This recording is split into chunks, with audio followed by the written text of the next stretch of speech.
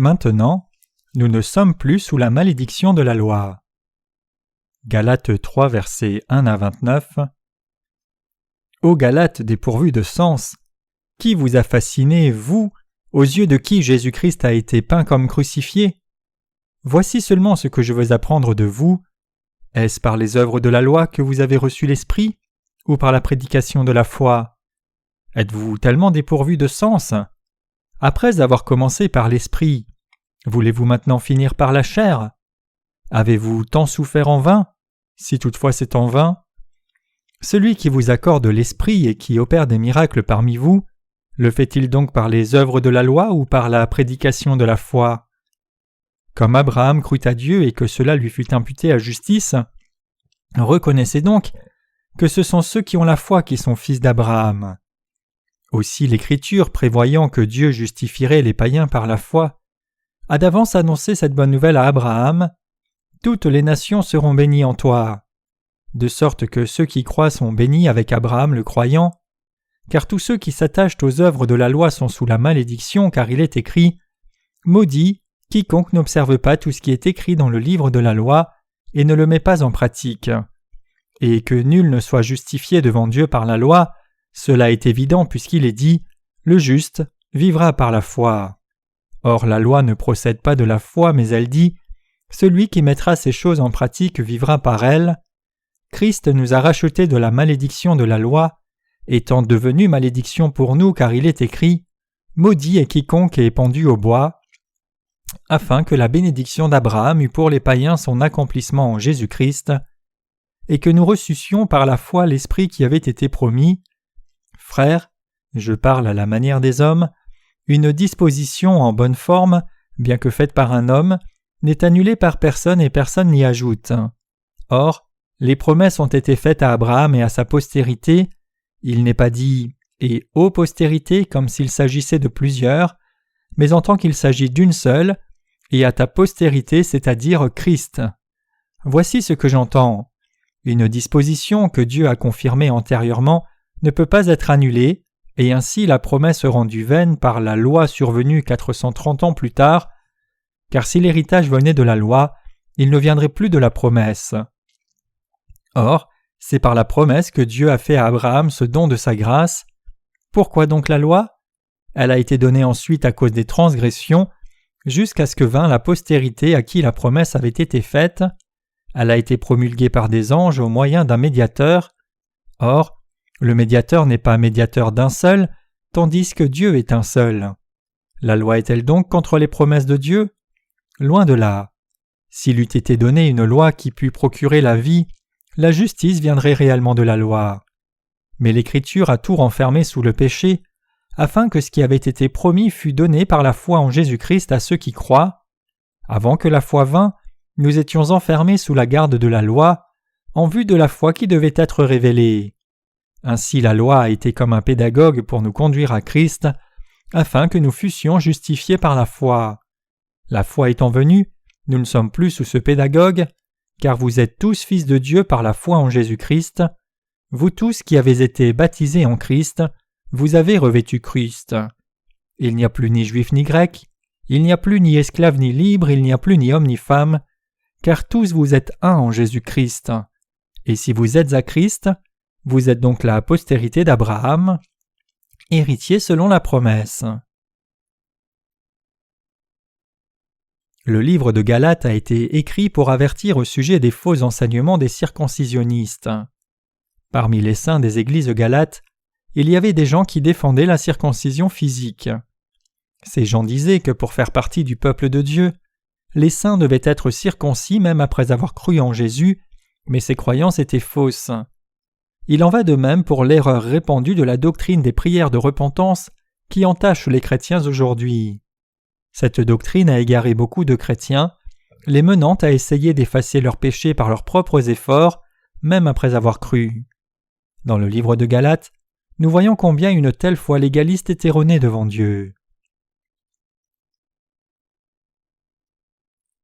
Il y avait des avocats de la circoncision physique parmi les croyants galates. Il est écrit en Galates 3, versets 1 à 5 « Ô Galates dépourvus de sens, Qui vous a fasciné, vous aux yeux de qui Jésus-Christ a été peint comme crucifié? Voici seulement ce que je veux apprendre de vous. Est-ce par les œuvres de la loi que vous avez reçu l'Esprit ou par la prédication de la foi? Êtes-vous tellement dépourvu de sens? Après avoir commencé par l'Esprit, voulez-vous maintenant finir par la chair? Avez-vous tant souffert en vain? Si toutefois c'est en vain, celui qui vous accorde l'Esprit et qui opère des miracles parmi vous, le fait-il donc par les œuvres de la loi ou par la prédication de la foi? Avec un cœur lourd, Paul s'adresse ainsi à ceux qui clament que les gens ne pouvaient faire partie du peuple de Dieu que s'ils étaient circoncis. L'apôtre Paul demande rhétoriquement: est-ce par les œuvres de la loi que vous avez reçu l'Esprit ou par la prédication de la foi? Après avoir commencé par l'Esprit, voulez-vous maintenant finir par la chair? La raison pour laquelle Paul dit cela, c'est que les avocats de la circoncision physique blasphémaient l'évangile de l'eau et de l'Esprit. La foi de Paul était celle qui croyait dans l'évangile de l'eau et de l'Esprit. Quand Jésus vint sur cette terre, il fut baptisé par Jean-Baptiste et prit tous nos péchés une fois pour toutes par son baptême. Il fut ensuite crucifié, ressuscita des morts et nous a sauvés, nous qui croyons dans l'évangile de l'eau et de l'Esprit à la perfection, une fois pour toutes. Les Galates, cependant, étaient insensés, car ils enseignaient qu'ils devaient être circoncis pour faire partie du peuple de Dieu. Beaucoup des gens des églises de Galatie ont cru dans la circoncision physique. L'apôtre Paul continue donc de montrer leur erreur, voulant qu'ils s'en détournent. En dépit de cela, beaucoup croyaient toujours qu'ils pouvaient faire partie du peuple de Dieu seulement s'ils étaient circoncis dans leur corps. Pouvons-nous devenir fils de Dieu en croyant et pratiquant une circoncision physique? Non. Nous sommes le peuple de Dieu si nous croyons en Jésus-Christ comme notre Sauveur, qui vint par l'évangile de l'eau et de l'Esprit. En dépit de cela, même aujourd'hui, il y a toujours ceux qui clament que leurs péchés peuvent être effacés en faisant leur prière de repentance, ce qui équivaut à la circoncision physique. La plupart des chrétiens aujourd'hui croient et soulignent qu'ils peuvent effacer leurs péchés par des prières de repentance. C'est l'évidence qui prouve que ces croyances légalistes sont répandues parmi les chrétiens modernes. Ceux qui défendent cette foi légaliste s'éloignent de Dieu et deviennent serviteurs de Satan. Ainsi, nous devons découvrir pourquoi la doctrine des prières de repentance est une doctrine profondément fausse du christianisme. L'erreur du fait de dire que le péché peut être effacé par des prières de repentance. La croyance selon laquelle quelqu'un peut effacer ses péchés par ses prières de repentance est la même que celle des gens de l'Église primitive, qui disaient ne pouvoir faire partie du peuple de Dieu que s'ils étaient circoncis. Comme ces circoncisionnistes physiques du temps de l'apôtre Paul ont conduit beaucoup de chrétiens à leur destruction en propageant leur enseignement erroné, les faux pasteurs d'aujourd'hui conduisent beaucoup de gens en enfer en enseignant la fausse doctrine des prières de repentance. Par conséquent, la plupart des chrétiens aujourd'hui se méprennent et croient à tort qu'une fois qu'ils croient en Jésus comme Sauveur, ils peuvent effacer leurs péchés par leurs propres prières de repentance. Cependant, nous devons réaliser clairement que le seul fait qu'ils font des prières de repentance au Seigneur ne signifie pas que tous leurs péchés sont expiés lorsqu'ils prient. Ces enseignements se basent sur des doctrines humaines et ne sont donc autres que des faussetés qui s'opposent complètement à la parole de Dieu. De nos jours, lorsque les chrétiens pêchent dans le monde après avoir cru en Jésus comme le Sauveur, ils font des prières de repentance comme suit. « Seigneur, pardonne-moi. Si tu pardonnes mes péchés cette fois-ci, je ne commettrai plus ces péchés. » Puis ils pensent que leurs péchés ont été effacés par ces quelques paroles de contrition. Comme ils n'ont pas l'évangile de l'eau et de l'esprit, ils pensent qu'il n'y a pas d'autre moyen que celui-ci pour résoudre le problème de leurs péchés. Ils croient qu'ils sont remis de leurs péchés en priant Dieu de pardonner leurs péchés. Néanmoins, même leur conscience admet que leurs péchés ne disparaissent pas avec quelques mots de prière de repentance. Ceux qui s'appuient encore sur les prières de repentance pour essayer d'effacer leurs péchés doivent saisir ce fait, se convertir et croire en l'évangile de l'eau et de l'esprit. Si les péchés de l'humanité pouvaient effectivement être ôtés par des prières de repentance, nous n'aurions pas eu besoin que le Seigneur vienne sur cette terre et ne soit baptisé par Jean pour délivrer les pécheurs de leurs iniquités, et il n'aurait pas eu besoin non plus de mourir à la croix. Pourquoi Jésus a-t-il été baptisé par Jean ? Il a été baptisé par Jean-Baptiste pour prendre nos péchés sur son corps en une fois. C'est Jésus qui nous a délivrés des péchés en prenant les péchés du monde par son baptême et versant son sang à la croix. Ce ne sont absolument pas nos prières qui effacent nos péchés. La différence entre ces façons de croire est colossale. La plupart des chrétiens de par le monde entier, cependant, croient à présent que leurs péchés sont effacés par leur prière de repentance, et il n'est donc pas exagéré de dire que leur vie de foi commence par des prières de repentance et finit par des prières de repentance. Ils sont convaincus qu'ils ont été sauvés en croyant dans le seul sang de Jésus à la croix, et ils croient que les péchés commis par la suite sont effacés en faisant des prières de repentance. Ne font-ils pas pitié ? Chacun d'eux se trompe lui-même. Ils ont remplacé la vraie foi de l'évangile de l'eau et de l'esprit par leur propre foi légaliste basée sur la morale et l'éthique. Mais s'ils ne se détournent pas de ce genre de foi, ils seront incapables d'effacer leurs péchés. Si le péché est effacé par des prières de repentance, cela signifie que notre salut ne dépend pas de Jésus, mais de nos propres efforts et œuvres, et cela signifierait à son tour que les mérites de Jésus n'ont rien à voir avec notre salut. Nous ne devons pas croire cela. Au contraire, les avocats des prières de repentance et de la circoncision physique doivent réaliser maintenant qu'ils rendent le baptême de Jésus et son sang précieux à la croix vain, et ils doivent rejeter leur foi erronée. S'ils continuent de mener leur vie de foi en s'appuyant sur leurs propres prières de repentance, ils resteront toujours pécheurs. Pourquoi ? Parce que même si Jésus-Christ a expié tous nos péchés une fois pour toutes et nous a sauvés en étant baptisés par Jean-Baptiste au Jourdain, mourant à la croix et ressuscitant des morts, ils ne croient pas dans cet évangile de l'eau et de l'esprit qui est la vérité du salut. Les chrétiens d'aujourd'hui qui se méprennent et croient à tort en Jésus ne s'appuient-ils pas sur leurs propres prières de repentance pour résoudre leurs problèmes de péché ? Les adhérents et avocats des prières de repentance pensent que Jésus-Christ n'a pas expié tous nos péchés une fois pour toutes par l'évangile de l'eau et de l'esprit. Ces croyances sont fausses. En dépit de cela, la croyance selon laquelle on est purifié de ses péchés en faisant des prières de repentance prévaut toujours aujourd'hui, alors que ceux qui savent que c'est une fausse doctrine chrétienne sont peu nombreux. Comme les adhérents aux prières de repentance ont une foi sans fondement, ils n'ont pas idée de l'erreur de leur croyance, ni ne réalisent qu'en propageant leur foi fausse, ils rendent encore plus de gens incapables d'être purifiés de leurs péchés pour aller finalement à la destruction. Ayant expié nos péchés une fois pour toutes par l'évangile de l'eau et de l'esprit, le Seigneur s'est assis à la droite du trône de Dieu le Père. Le Seigneur est venu sur cette terre pour délivrer les pécheurs du péché. Il a été baptisé par Jean-Baptiste puis est mort à la croix, ressuscité des morts, effaçant ainsi nos péchés une fois pour toutes, et il est monté au royaume des cieux et a promis qu'il reviendrait. Alors pourquoi ne pas croire dans cette parole de vérité ? Nous devons croire dans l'évangile de l'eau et de l'esprit. L'évangile de l'eau et de l'esprit que Dieu nous a donné, c'est la voie du salut.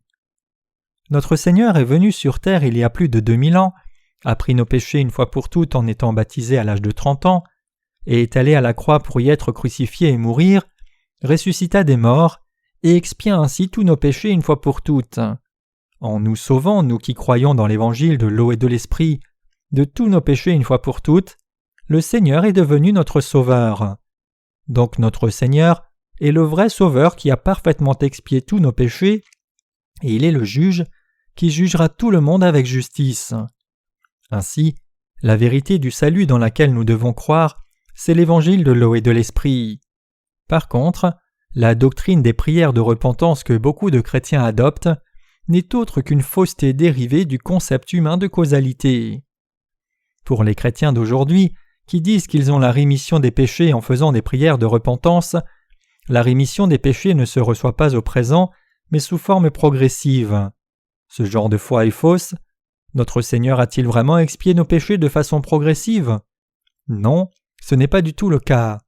Le Seigneur a déjà expié tous les péchés du monde du passé par son acte juste, et nous avons donc reçu la rémission des péchés en croyant dans cette vérité.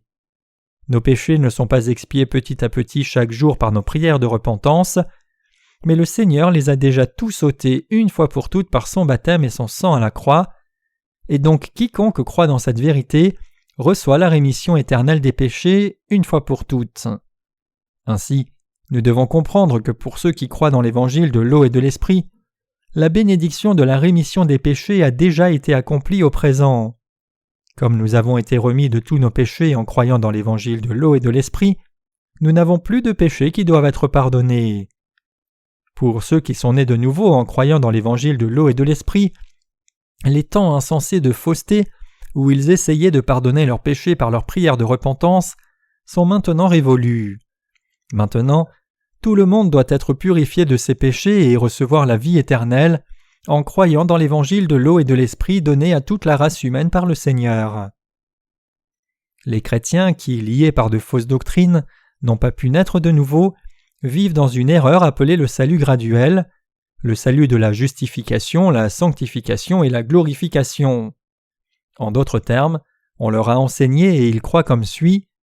Bien que nous ayons été sauvés de nos péchés passés sur le sang précieux de la croix, comme nous péchons toujours à présent, notre salut doit s'obtenir graduellement en faisant des prières de repentance chaque jour, et alors que nous marchons sur la voie de la sanctification, nous serons sanctifiés entièrement à notre mort et atteindrons alors notre salut final et glorieux. Donc, quand on leur demande « Avez-vous été complètement sauvés du péché ?», ils font une réponse du genre « Oui, j'ai été sauvé du péché, je suis sauvé et je serai sauvé ». Cela a-t-il un sens ? Si quelqu'un qui se noie dit « J'ai été secouru, je suis secouru et je serai secouru », alors cette personne est toujours en train de se noyer. Un mensonge nécessite 10 autres mensonges pour cacher sa tromperie. Les fausses doctrines aussi. C'est parce que le christianisme a permis l'erreur une fois que beaucoup d'erreurs se sont ajoutées. C'est pour cela que la doctrine chrétienne du salut est devenue si complexe avec différents types de salut. Avec des concepts comme le salut de la justification, le salut de la sanctification et le salut de la glorification, les faux enseignants expliquent le salut comme s'il s'obtenait graduellement. Ils ne définissent même pas le salut en des termes concrets. Ils le considèrent comme une bénédiction de Dieu, mais le concept du salut se réfère à la rémission des péchés. Autrement dit, le salut, c'est le mot abrégé qui désigne le salut par la rémission des péchés, Luc 1, verset 77. La rémission de nos péchés s'obtient-elle une fois pour toutes en croyant dans l'évangile de l'eau et de l'esprit ? Ou devons-nous la recevoir chaque jour en faisant des prières de repentance jour après jour ?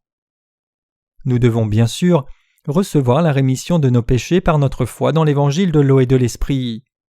En dépit de cela, si les chrétiens d'aujourd'hui insistent toujours sur le fait qu'ils ont été sauvés de leurs péchés passés en croyant en Jésus comme leur sauveur, sont en train d'être sauvés maintenant par leur prière de repentance et qu'ils continueront d'être sauvés dans l'avenir, ils ont une foi doctrinale et non la foi qui consiste à croire dans l'évangile de l'eau et de l'esprit qui est la vérité. Ceux qui croient qu'ils peuvent effacer leurs péchés par leur propre prière de repentance ne possèdent pas la vraie foi et ne peuvent donc que rester à vivre comme des pécheurs. Admettons que quelqu'un m'ait fait un cadeau d'anniversaire. Si je lui disais tout en ayant ce cadeau entre les mains « Je vais recevoir un cadeau de ta part », cette personne penserait que je suis devenu fou. La même chose s'applique au salut. Notre salut est accompli une fois pour toutes par la foi, car il est venu par l'évangile de l'eau et de l'esprit. Nous recevons la rémission de nos péchés une fois pour toutes en croyant dans l'évangile de l'eau et de l'esprit donné par Jésus-Christ. Cette rémission ne se reçoit pas progressivement par nos propres prières de repentance. Les gens doivent donc réaliser que c'est une erreur de croire que leurs péchés sont effacés par des prières de repentance. C'est en croyant dans l'évangile de l'eau et de l'esprit que nous avons été sauvés de nos péchés une fois pour toutes et avons reçu la vie éternelle. Vous devez saisir cette foi qui est la vraie. La foi dans l'évangile de l'eau et de l'esprit a amené l'assurance du salut à beaucoup de chrétiens. Nous devons réaliser qu'il n'est pas du tout biblique de croire que nos péchés sont effacés en croyant en Jésus comme notre Sauveur, puis en faisant nos prières de repentance, et que cette croyance n'est autre qu'une doctrine légaliste venant de la logique d'homme. Il y a une différence colossale entre la foi dans l'évangile de l'eau et de l'esprit et la croyance selon laquelle on est purifié de ses péchés par des prières de repentance. Si quelqu'un croit dans l'évangile de l'eau et de l'esprit, il reçoit la rémission éternelle des péchés et devient une personne juste, sans péché. Mais s'il essaye d'être purifié de ses péchés par ses propres prières de repentance, il ne recevra jamais la rémission de ses péchés et tombera dans des croyances légalistes. Alors que la première foi permet de recevoir la vie éternelle dans les cieux et de servir le Seigneur par sa grâce, la dernière nous fait passer notre vie à chercher à recevoir la rémission des péchés pour être finalement condamnés à l'enfer.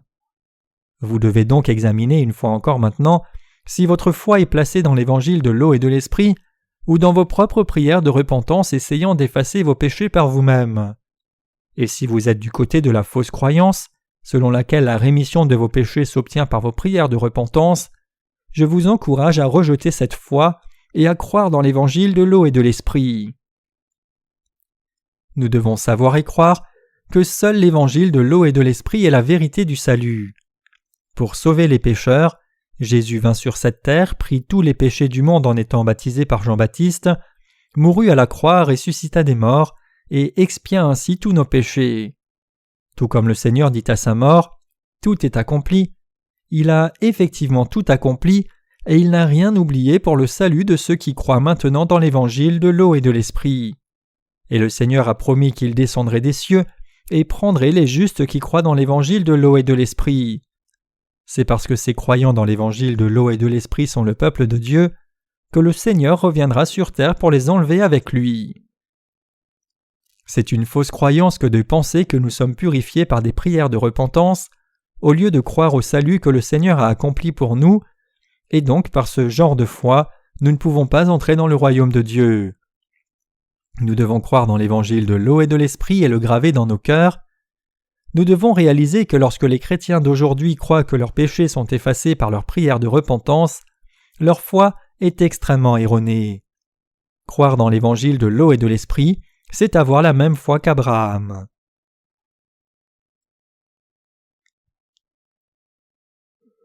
Comment sommes-nous bénis comme Abraham? En Galates chapitre 3, l'apôtre Paul explique la foi en utilisant l'exemple de la foi d'Abraham. Comme Abraham crut à Dieu et que cela lui fut imputé à justice, reconnaissez donc que ce sont ceux qui ont la foi qui sont fils d'Abraham.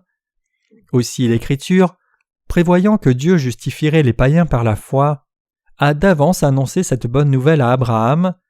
Toutes les nations seront bénies en toi, de sorte que ceux qui croient sont bénis avec Abraham le croyant.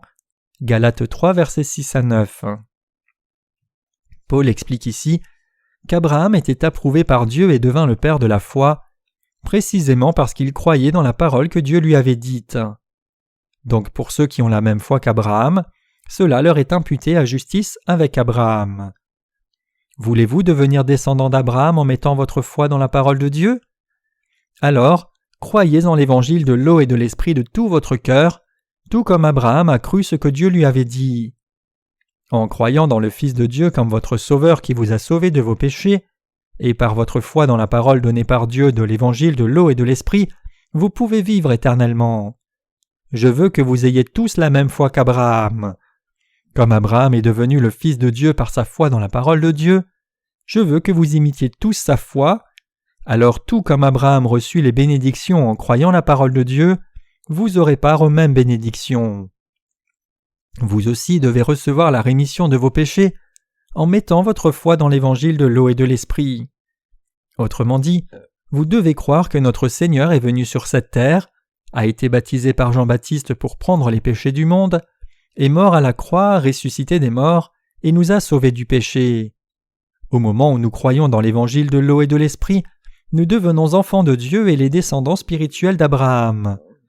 Tout comme Abraham a été approuvé par Dieu comme un homme juste pour avoir cru dans sa parole, c'est par votre foi dans l'évangile de l'eau et de l'esprit que vous devenez le peuple de Dieu. Dieu dit que la foi d'Abraham est la même que la foi de ceux qui croient maintenant dans l'évangile de l'eau et de l'esprit. Nous devons réaliser que l'évangile de l'eau et de l'esprit est la vérité. Maintenant, alors que les gens du monde entier viendront à croire dans la parole de vérité de Dieu, ils seront approuvés par Dieu comme l'a été Abraham. C'est parce que Dieu a déjà déterminé que ceux qui ont cette foi doivent devenir justes par la foi et être sauvés de leurs péchés. Nous devons nous rappeler de ce qui est écrit dans la Bible. Aussi l'Écriture, prévoyant que Dieu justifierait les païens par la foi, a d'avance annoncé cette bonne nouvelle à Abraham. Toutes les nations seront bénies en toi. Galates 3, verset 8. Qu'est-ce que la foi d'Abraham? Au temps de l'Ancien Testament, Abraham et son neveu ont quitté leur pays, leur famille et la maison de leur père à Ur en Chaldée pour aller au pays que Dieu montrerait. Après être entrés au pays promis, leurs troupeaux ont grandi, ce qui était un signe de richesse. Donc les serviteurs d'Abraham et les serviteurs de son neveu Lot se querellaient au sujet des propriétés. Abraham réalisa qu'il devait se séparer spirituellement de son neveu Lot. Donc Abraham dit à son neveu : « Laisse-moi. Si tu vas à droite, j'irai à gauche. Choisis. Tu ne me respectes pas comme ton oncle et maintenant que tu prospères, tu veux me quitter. Alors choisis. Où iras-tu ? Va où tu veux. » Alors Lot choisit le pays fertile de Tsoar et laissa Abraham. Après le départ de Lot, Dieu dit à Abraham : « Lève les yeux, et du lieu où tu es, regarde vers le nord et le midi, vers l'orient et l'occident. Car tout le pays que tu vois, je le donnerai à toi et à ta postérité pour toujours. » Genèse 13, versets 14 à 15. Dieu donne ici la parole d'alliance de l'Évangile, selon laquelle Abraham serait béni par Jésus-Christ. En croyant la parole de Dieu, la foi d'Abraham a été approuvée et il devint le père de la foi pour tous ceux qui ont cru dans l'évangile de l'eau et de l'esprit. Quand Dieu dit à Abraham : « Tout le pays que tu vois, je le donnerai à toi et à ta postérité pour toujours », il dit que les gens entreraient au pays de Canaan spirituel par Jésus-Christ. Jésus est né sur terre pour délivrer les pécheurs, a été baptisé par Jean-Baptiste et mort à la croix, ressuscité des morts et est ainsi devenu le sauveur des pécheurs. C'est pour cela que Dieu dit qu'il donnerait les cieux à ceux qui croient en Jésus-Christ comme leur sauveur, qui vint par l'évangile de l'eau et de l'esprit. L'apôtre Paul savait que cette vérité serait prêchée aux gentils pour leur amener le salut. Dieu le Père prophétisait que Jésus-Christ naîtrait comme descendant d'Abraham, et il dit que tout comme la foi d'Abraham était approuvée, ceux qui croient en Jésus-Christ comme le Sauveur qui vint par l'évangile de l'eau et de l'esprit auraient aussi une foi approuvée par Dieu. C'est pour cela que l'apôtre Paul dit : « De sorte que ceux qui croient sont bénis avec Abraham le croyant. » Galates 3, verset 9. Ainsi, en croyant dans la parole de Dieu, c'est-à-dire l'évangile de l'eau et de l'esprit, les gentils peuvent aussi recevoir les bénédictions qu'Abraham a reçues. La parole de Dieu qu'Abraham a reçue et l'évangile de l'eau et de l'esprit qui est la parole du salut que nous avons reçue amènent toutes deux le salut aux croyants, et quant à la foi qui nous sauve, il n'y a aucune différence. C'est pour cela que les croyants dans l'évangile de l'eau et de l'esprit recevront les mêmes bénédictions qu'Abraham, tout comme ils recevront les mêmes dons et récompenses. Maintenant comme avant, il y a de faux croyants. La raison pour laquelle Paul mentionne spécialement la foi d'Abraham est que les chrétiens juifs continuaient d'être confortés dans leur propre pensée, selon laquelle ils feraient partie du peuple de Dieu et de la descendance d'Abraham s'ils étaient circoncis. Donc, pour expliquer la vraie foi qui sauve du péché, Paul montre d'abord les fausses croyances. C'est pour cela que l'apôtre Paul parle une fois encore de la vraie nature de la foi d'Abraham. De nos jours aussi, pour que nous ayons la foi d'Abraham, nous devons croire de tout cœur dans l'évangile de l'eau et de l'esprit que Dieu nous a donné. Si quelqu'un croit dans l'évangile de l'eau et de l'esprit, ses péchés disparaissent de son cœur et il fait partie du peuple de Dieu. Êtes-vous devenu enfant de Dieu par la circoncision physique ? Non, c'est seulement si vous croyez dans l'évangile de l'eau et de l'esprit que vous faites partie du peuple de Dieu. Cependant, ceux qui croient que l'évangile de l'eau et de l'esprit est la vérité du salut sont peu nombreux et éloignés. La foi chrétienne d'aujourd'hui s'est pervertie de la sorte, précisément parce que les gens croient dans la parole de Dieu en l'interprétant trop littéralement et trop charnellement. Pendant la Réforme en France, il y avait un homme nommé Jean Calvin, qui est ensuite devenu l'un des théologiens protestants les plus influents. Les problèmes de Calvin ont commencé quand il a écrit une lettre publique à son ami Nicolas Copp, recteur de l'Université de Paris, soutenant les réformes de l'Église. Cela conduisit l'Église catholique à l'accuser d'hérésie et il a dû fuir la France comme un fugitif. Alors qu'il fuyait, il écrivit un livre intitulé « Institution de la religion chrétienne » qui a été révisé plusieurs fois ensuite. Les points de vue de Calvin exprimés dans ce livre sont appelés les 5 points du calvinisme. Ces 5 points du calvinisme sont les suivants: dépravation totale, connu aussi comme l'incapacité totale ou le péché originel, élection inconditionnelle, expiation limitée, connu aussi comme expiation particulière, grâce irrésistible, persévérance des saints, connu aussi comme une fois sauvé, toujours sauvé. Ici, la doctrine de l'élection inconditionnelle soutient que des gens sont prédestinés pour le ciel et d'autres pour l'enfer. Les idées de Calvin ont été critiquées par beaucoup comme étant trop intolérantes.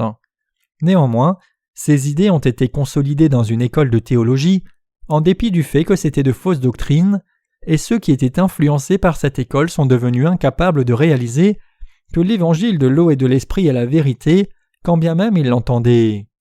Plus tard, sur la base des arguments de Calvin, les chrétiens se sont mis à croire que si les péchés sont commis alors que l'on croit en Jésus, il faut les effacer en faisant des prières de repentance. La Bible dit que Dieu a expié nos péchés une fois pour toutes. Cependant, Calvin soutient que même avant que les gens ne soient nés, certains étaient déjà prédestinés au salut alors que d'autres devaient être condamnés. C'est une doctrine humaine et une fausseté venant de ce que l'homme croit connaître par instinct. La vraie prédestination de Dieu est la suivante. Dieu le Père aux cieux nous a prédestinés en Jésus-Christ et dans l'évangile de l'eau et de l'esprit. Il a prédestiné les croyants dans cet évangile à être délivrés de tous les péchés du monde et devenir son peuple. Nous devons nous rappeler que le vrai salut s'obtient en croyant dans l'évangile de l'eau et de l'esprit. La Bible dit que les croyants dans l'évangile de l'eau et de l'esprit sont ceux qui sont nés de nouveau et qui ont reçu la vie éternelle. Jean 3, verset 5. Tout le monde est né pécheur de naissance dans ce monde, destiné à pécher durant toute sa vie et incapable d'éviter la punition qu'est l'enfer à cause de ses péchés. Cependant, Jésus-Christ a pris des gens comme nous pour en faire le peuple de Dieu, c'est-à-dire ceux qui croient que Christ nous a délivrés des péchés du monde par l'évangile de l'eau et de l'esprit. Nous devons croire en Jésus-Christ comme notre Sauveur, selon l'évangile de vérité. Cependant, le Seigneur dit que ceux qui ne croient pas dans l'évangile de l'eau et de l'esprit seront jetés en enfer. Quel est alors le vrai évangile et quelle est la vraie foi? C'est l'évangile de l'eau et de l'esprit donné par notre Seigneur dans la Bible, qui est l'évangile de vérité et l'infaillible parole du salut.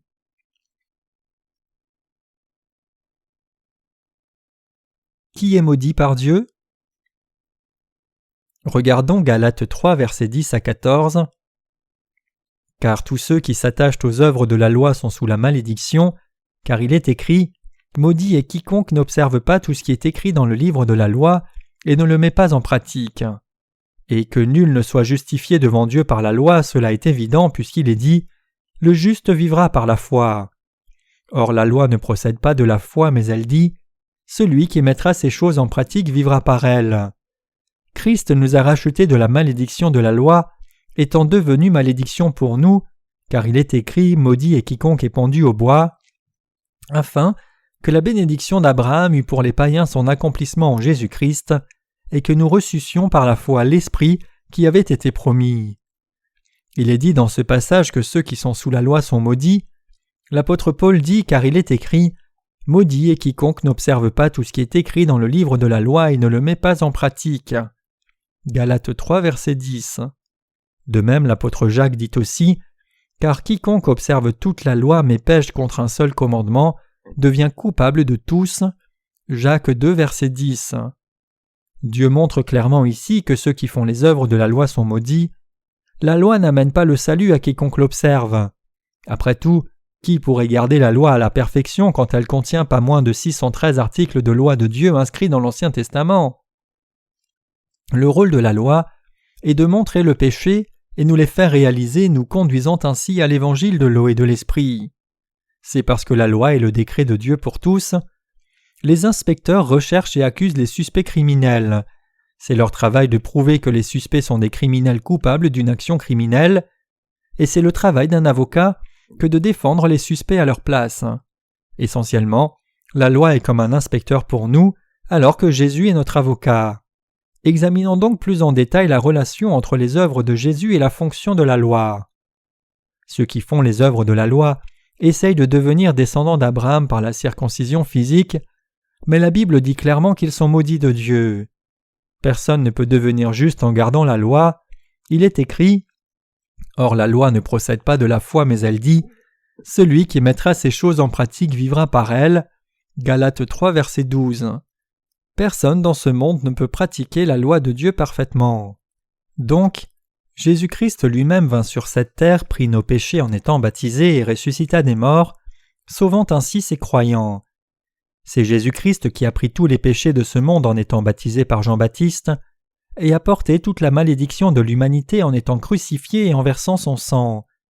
C'est pour cela que l'apôtre Paul dit « Maudit est quiconque est pendu au bois » Galates 3, verset 13, Deutéronome 21, verset 23.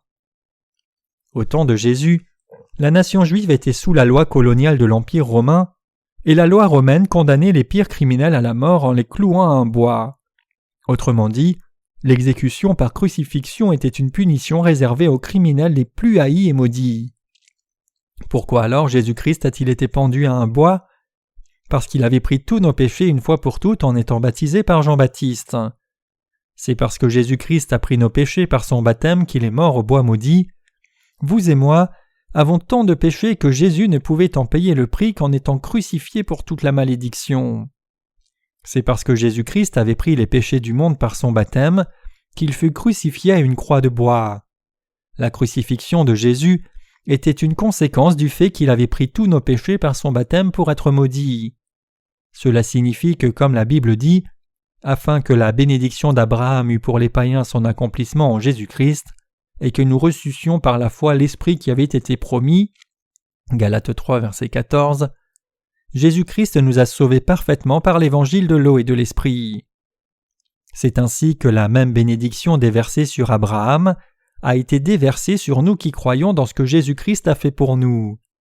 Tout comme Abraham était béni par Dieu et devint le père de la foi, quiconque croit dans l'évangile de l'eau et de l'Esprit peut recevoir ces bénédictions et devenir enfant de Dieu.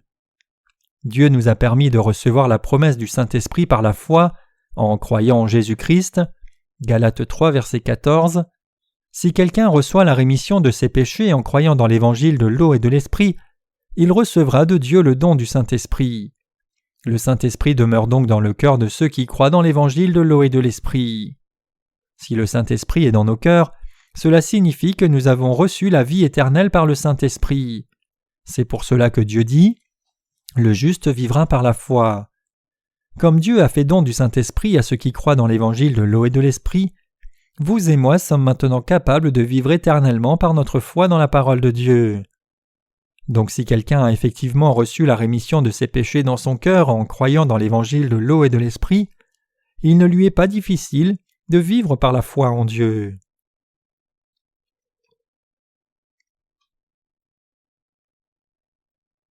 Les croyants dans l'évangile de l'eau et de l'Esprit peuvent être libres de toute malédiction en croyant dans cette vérité. Est-il difficile de recevoir la rémission des péchés par la foi dans l'évangile de l'eau et de l'Esprit ? Cela ne pourrait pas être plus simple.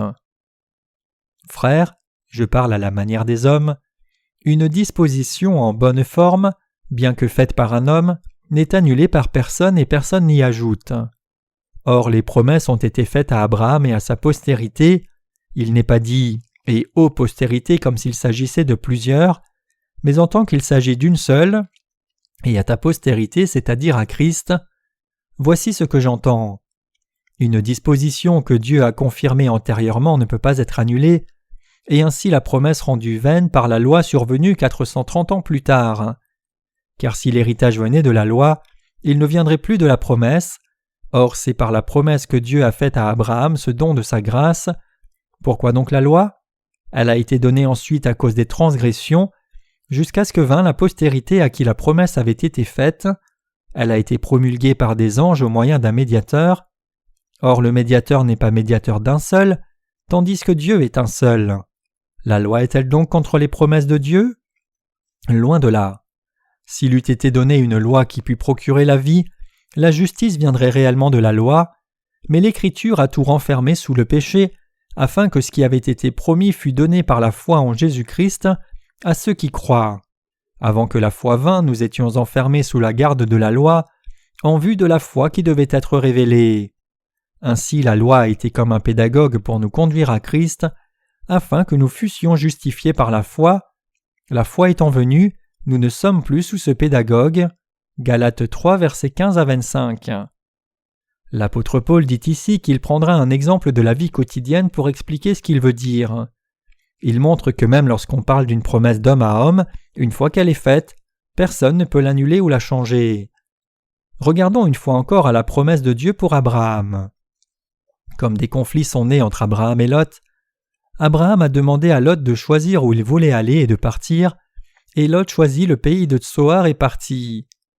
Dieu appela alors Abraham dans une montagne pour lui montrer un pays, et Dieu promit à Abraham « Tout le pays que tu vois, je le donnerai à toi et à ta postérité pour toujours. » C'est l'alliance de Dieu selon laquelle Jésus naîtrait d'Abraham. En d'autres termes, Dieu disait qu'il enverrait Jésus-Christ comme descendant d'Abraham, et pour ceux qui croient en ce Jésus-Christ, Dieu déverserait la même bénédiction que sur Abraham. Et en envoyant Jésus-Christ sur cette terre, Dieu accomplit entièrement la bénédiction qui nous permet à nous croyants d'entrer aux cieux, tout comme il l'a promis. Maintenant, nous avons reçu les mêmes bénédictions qu'Abraham en croyant en Jésus-Christ. Comme Dieu a donné le pays de Canaan à Abraham, il nous a fait don de son royaume, précisément parce que nous croyons dans sa parole. Cependant, 430 ans après qu'il ait donné sa parole de promesse à Abraham, Dieu donna la loi au peuple d'Israël.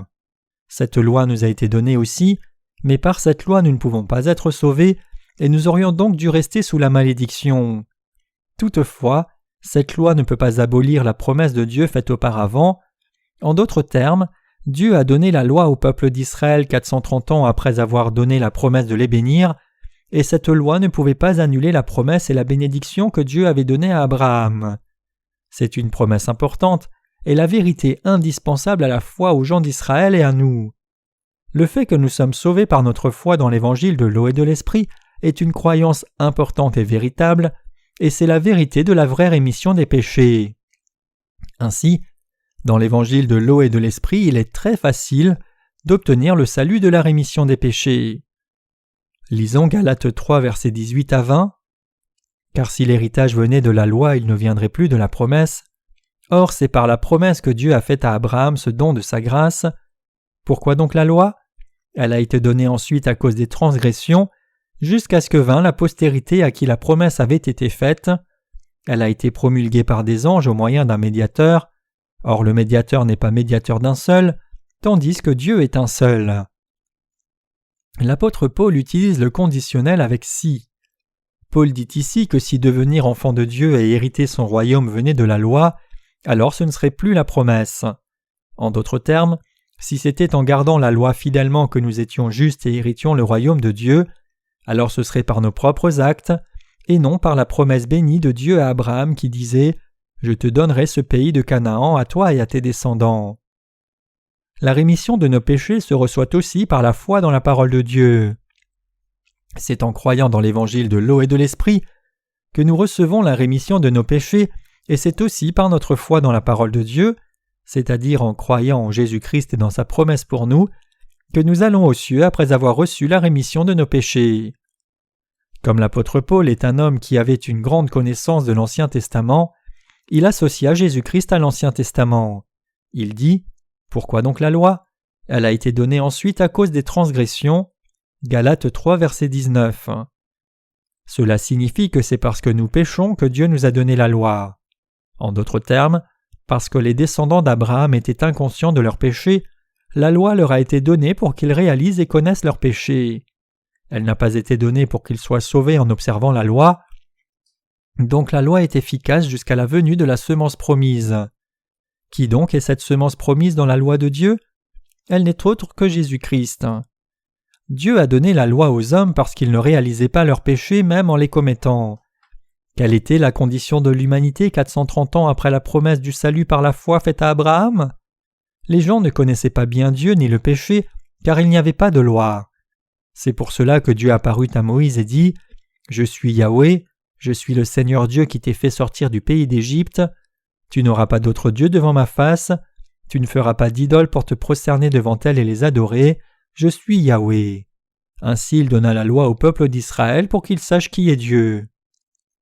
En bref, la raison pour laquelle Dieu nous a donné la loi est que par cette loi nous réalisions que nous sommes de graves pécheurs et cherchions Jésus-Christ.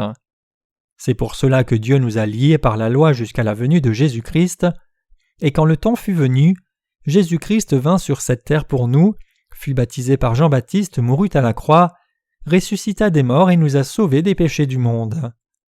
Donc si quelqu'un essaye de devenir juste devant Dieu en gardant la loi, vivant vertueusement ou étant circoncis, sa foi est une foi qui s'appuie sur les œuvres, c'est-à-dire une foi légaliste. Cette foi légaliste est extrêmement fausse devant Dieu. C'est une tentative futile d'obtenir le salut par soi-même, s'appuyant sur la supposition erronée que les humains seraient capables d'obtenir le salut par eux-mêmes en vivant une vie de piété, fidèle et vertueuse. Au contraire, l'apôtre Paul dit « Nous ne pouvons pas être sauvés par nos œuvres, car nous ne pouvons que pécher jusqu'à la mort.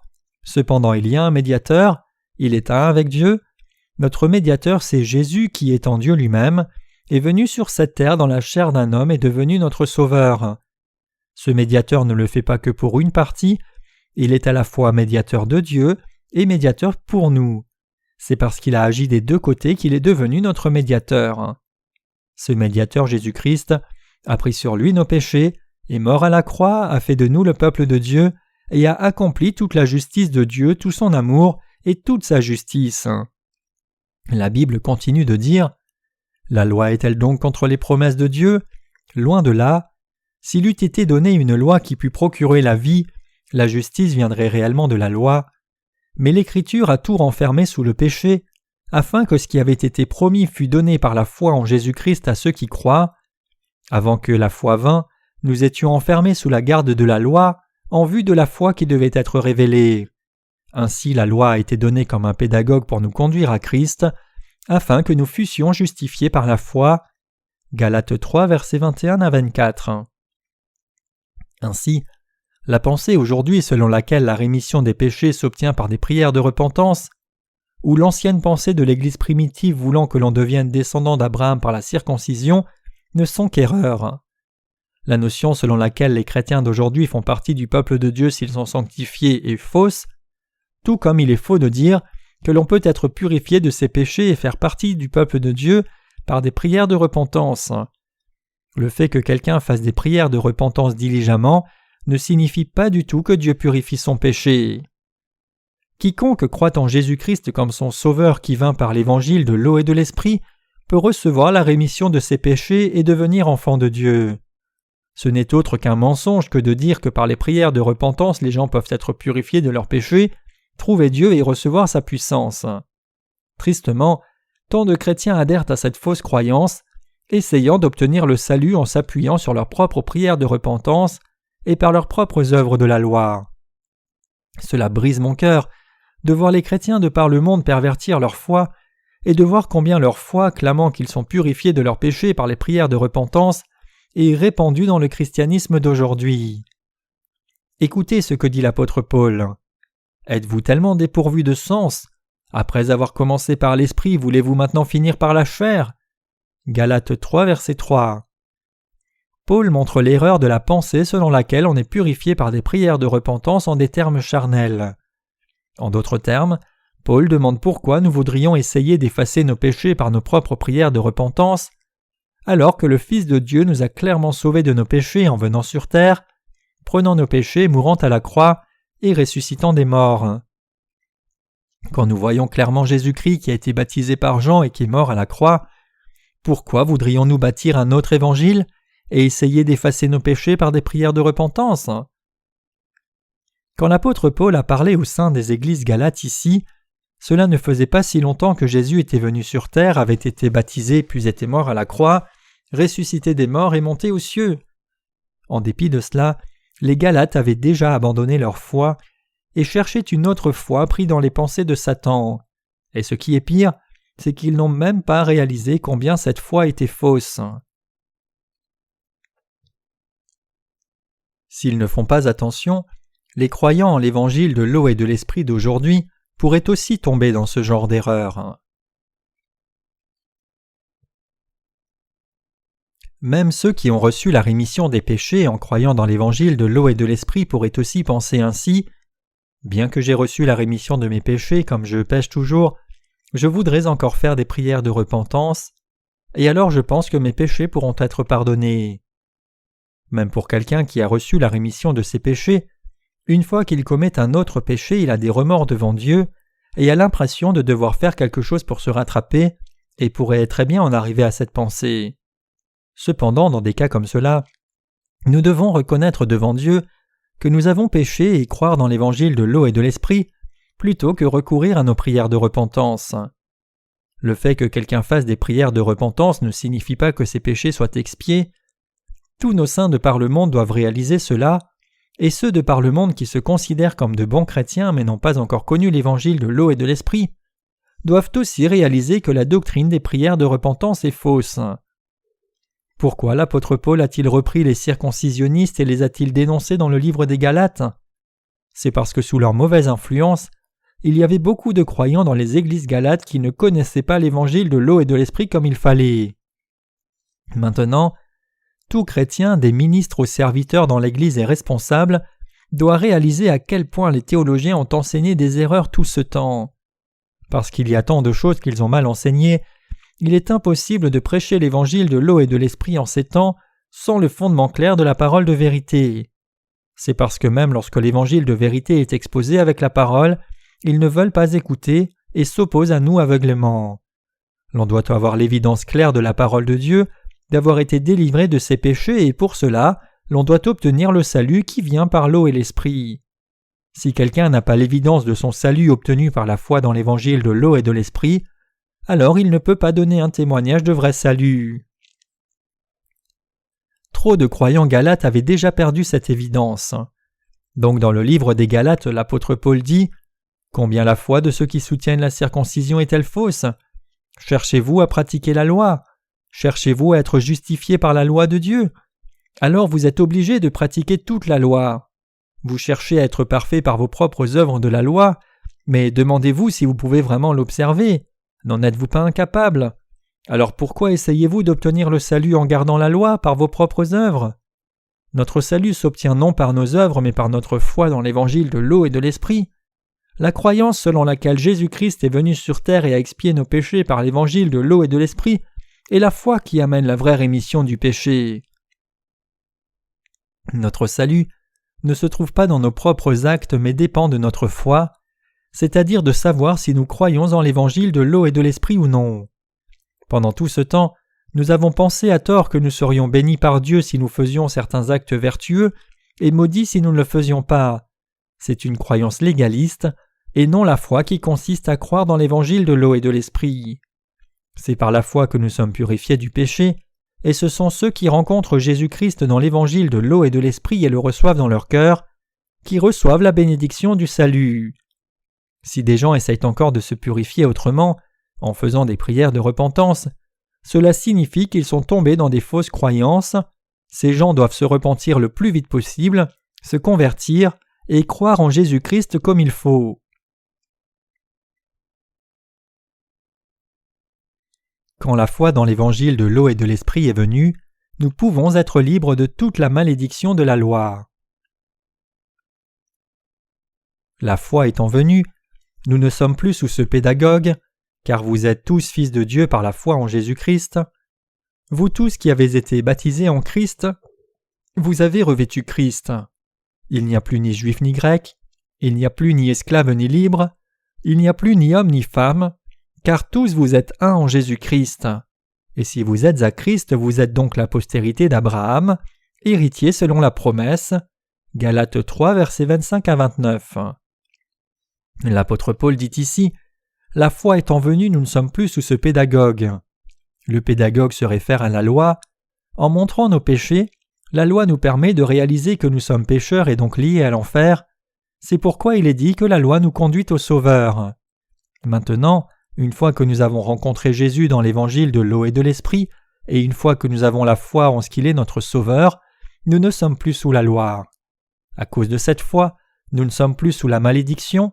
Même si nous commettons encore des péchés, la bonne chose à faire, c'est de reconnaître nos erreurs devant Dieu et d'avancer de nouveau, confirmant par la foi que nous avons déjà été purifiés de tous ces péchés aussi. Donc même si nous sommes insuffisants, Tout ce que nous devons faire, c'est vivre par la foi désormais. Jésus-Christ a déjà porté toute la malédiction, pendu au bois. En prenant nos péchés par son baptême et en étant crucifié, Jésus a déjà pris toute condamnation une fois pour toutes. Maintenant, non seulement nous n'avons plus à craindre la malédiction, mais nous n'avons rien du tout à craindre. Tout ce que nous avons à faire, c'est reconnaître nos fautes et avancer par la foi. C'est ce que nous dit le Seigneur. Il est écrit « Car vous êtes tous fils de Dieu par la foi en Jésus-Christ. Vous tous qui avez été baptisés en Christ, vous avez revêtu Christ. » Galates 3, versets 26 à 27. L'apôtre Paul dit ici qu'en croyant en Jésus-Christ le Fils de Dieu comme Sauveur, nous sommes devenus fils de Dieu. Le fait que nous soyons fils de Dieu signifie que nous sommes sans péché. Par quelle foi sommes-nous purifiés? Comme le dit Galates 3, verset 27, « Vous tous qui avez été baptisés en Christ, vous avez revêtu Christ. » Nous sommes purifiés en croyant que Jésus vint sur terre dans la chair d'un homme et qu'il prit tous les péchés de l'humanité, les vôtres et les miens, en étant baptisé par Jean-Baptiste, représentant de l'humanité. Tous les péchés du monde ont été transférés sur Jésus quand Jean-Baptiste posa ses mains sur la tête de Christ. C'est parce que Jésus a pris tous les péchés de l'humanité en étant baptisé qu'il a été crucifié pour prendre la malédiction à notre place, et ressuscitant des morts, il est devenu notre Sauveur. C'est ce que l'apôtre Paul dit, « Vous tous qui avez été baptisés en Christ, vous avez revêtu Christ. » Galates 3, verset 27. Le fait d'être baptisé en Christ signifie que nous croyons ceci. Jésus a pris nos péchés quand il a été baptisé, il a donc dû mourir à la croix, il est ressuscité des morts pour nous montrer qu'il est Dieu lui-même et pour nous ramener à la vie, et par tout cela, il est devenu notre Sauveur. Ainsi, c'est pour expier tous nos péchés par l'évangile de l'eau et de l'esprit que Jésus est né sur cette terre. Donc, en Galates 3, verset 27, l'apôtre Paul confessait sa foi en disant « Vous tous qui avez été baptisés en Christ, vous avez revêtu Christ. » La foi de Paul s'appuyait sur l'évangile de l'eau et de l'esprit. Si quelqu'un ne croit pas dans le baptême de Jésus et son sang à la croix, il sera jeté en enfer. Parce que Jésus a pris les péchés du monde une fois pour toutes en étant baptisé par Jean-Baptiste, il put être crucifié et mourir en portant la malédiction, et ressuscitant des morts après 3 jours, il devint notre Messie, notre Sauveur. Pour accomplir notre salut, Jésus devait revenir à la vie et c'est pour cela qu'il est ressuscité des morts, après avoir été baptisé et être mort à la croix, devenant ainsi notre Sauveur. Il y a tant à développer ici. Mais permettez-moi de conclure en me référant une fois encore à la pensée de l'apôtre Paul. Paul dit en Galates 3, verset 28, « Il n'y a plus ni juif ni grec, il n'y a plus ni esclave ni libre, il n'y a plus ni homme ni femme, car tous vous êtes un en Jésus-Christ. » Cela signifie que nous sommes un en Christ. En Jésus-Christ, nous pouvons recevoir la rémission des péchés. Nous sommes un, comme c'est en croyant dans l'évangile de l'eau et de l'esprit que nous pouvons recevoir la rémission des péchés, devenir le peuple de Dieu et ses ouvriers. Nous pouvons devenir un au moment où nous sommes le peuple de Dieu. Paul continue en disant « Et si vous êtes à Christ, vous êtes donc la postérité d'Abraham, héritier selon la promesse. » Galates 3, verset 29. Par ce passage, Paul dit la chose suivante. Ce n'est pas en étant circoncis que vous devenez descendants d'Abraham, mais c'est en croyant en Jésus-Christ comme votre Sauveur, qui vint par l'évangile de l'eau et de l'esprit, que vous devenez un avec lui. C'est seulement si vous êtes en Jésus-Christ que vous êtes les descendants d'Abraham par la foi. Si vous avez effectivement cette foi, alors vous êtes héritiers du royaume des cieux selon la promesse. C'est la vérité. Les théologiens résument souvent la foi de Paul comme la justification par la foi. C'est juste. Le problème cependant, c'est qu'ils disent cela sans même réaliser vraiment ce en quoi Paul croyait et par quoi il était justifié par la foi. C'est pourquoi, étant ignorants de l'évangile de l'eau et de l'esprit, ils ne peuvent que parler du salut comme quelque chose que l'on obtient en croyant au sang de la croix seule, et par conséquent, ils disent que pour être sauvé, il faut être sanctifié. C'est parce que ces gens parlent de croyances fausses que ceux qui les écoutent finissent par se tromper. Même si Dieu nous a permis d'être sauvés en mettant notre foi dans l'évangile de l'eau et de l'esprit donné par Dieu, ils ont ajouté leur propre doctrine orientée vers les œuvres et ont ruiné le salut par la grâce de Dieu. Comment devons-nous donc croire pour appartenir à Jésus-Christ ? Nous devons croire que Jésus a expié tous nos péchés sans nous consulter auparavant.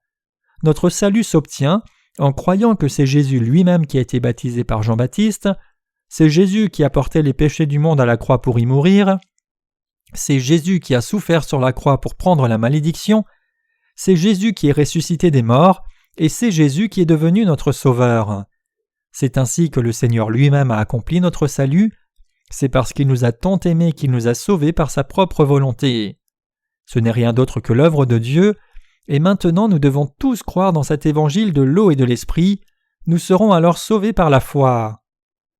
Qu'avons-nous reçu quand nous avons cru dans l'évangile de l'eau et de l'esprit donné par Dieu ? Nous avons reçu l'Esprit de Dieu. Comme le Saint-Esprit est venu dans nos cœurs comme don de Dieu, le Saint-Esprit agit maintenant au travers de nous. Y a-t-il quelque chose à ajouter par nous-mêmes pour recevoir le salut de Dieu ? Non, absolument rien. Y a-t-il quelqu'un qui ait apporté même la moindre contribution à notre salut, accompli par le Fils de Dieu quand il vint sur la terre ? J'ai entendu des gens louer un Cyrénéen nommé Simon, allant assez loin pour dire qu'il était un partenaire de l'œuvre du salut du Seigneur, à cause du fait que cet homme a porté la croix de Jésus à sa place. Marc 15, verset 21. Cependant, même si ce Simon n'avait pas porté la croix à la place de Jésus, cela ne signifie pas que l'œuvre de salut du Seigneur aurait été imparfaite. En ces temps-là, Cyrène était une ville de Libye, et Simon était probablement un juif helléniste qui était venu à Jérusalem pour la fête de Pâques. Cependant, le fait que cet homme ait été une aide pour Jésus, serait-il allé au ciel à cause de cette œuvre ? Non, pas du tout. Mes chers croyants, c'est seulement en croyant dans l'évangile de l'eau et de l'esprit que nous pouvons recevoir les bénédictions promises par Dieu. C'est par notre foi dans l'évangile de l'eau et de l'esprit que nous sommes sauvés, et c'est par cette foi que nous allons au ciel, et par cette même foi que nous devenons justes. Beaucoup de chrétiens disent « Nous devons recevoir la rémission de nos péchés en faisant des prières de repentance ». Mais dès que nous entendons ce genre de déclaration, nous devons absolument nous rappeler d'une chose. Bien que cela semble vertueux, ce n'est autre qu'une fraude. Ce sont des mots de personnes méchantes. Vous avez probablement ce genre de personnes autour de vous disant « Comment peux-tu ne pas faire de prière de repentance ? Celui qui ne fait pas de prière de repentance a tort. » Ils condamnent quiconque montre le fait que ces prières de repentance ne sont pas nécessaires au salut. Mais quand ces gens disent que leurs péchés ne sont expiés que s'ils font des prières de repentance, ils commettent le mal devant Dieu. C'est rendre la mort de Jésus vaine. Comment pourrions-nous faire cela et nous attendre à être sauvés ?